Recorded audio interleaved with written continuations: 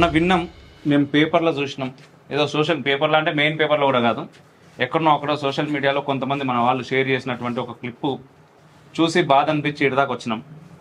నార్మల్గా అయితే కుల వృత్తులకు మనం దూరం అవుతా ఉన్నామని చెప్పేసి చాలామంది బాధపడుతున్నారు. కానీ మన సమాజంలో ఏంటంటే కుల వృత్తి అంటే కులాలు కేవలం వృత్తి మట్టుకే కాకుండా ఒక కుటుంబాన్ని ఒక కులంలోని ఒక కుటుంబాన్ని ఇంకో కులంలోని ఇంకో కుటుంబాన్ని ఏకం చేస్తాయి. అట్లాంటి వృత్తులు కూడా మనకున్నాయి.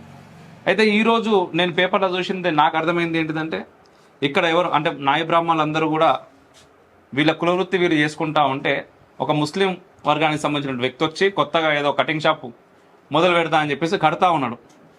కడుతున్నప్పుడు మీరు కొంతమంది వెళ్ళి సున్నితంగా అన్న ఇది వద్దు, ఎందుకంటే మీరు చేసుకోవడానికి వేరే పని ఉన్నది, బట్ మాకు చేసుకోవడానికి ఈ పని తప్ప ఇంకే పని లేదు, దయచేసి మీరు మీ పని ఏదైతే మీరు చేసుకుంటున్నారో అదే చేసుకోరు, దీనికి రాకుర్రి అని చెప్పి రిక్వెస్ట్ చేసినా కూడా వారు ఒప్పుకోకుండా కోర్టుకు పోయి మరి ఆ కోర్టులో వ్యతిరేకంగా అంటే నాయ బ్రాహ్మణులకు వ్యతిరేకంగా జడ్జిమెంట్ వచ్చింది అని చెప్పేసి విన్నాం. అసలు దీన్ని ఎట్లా చూస్తున్నారు మీరు? ఏం చేద్దాం అనుకుంటున్నారు?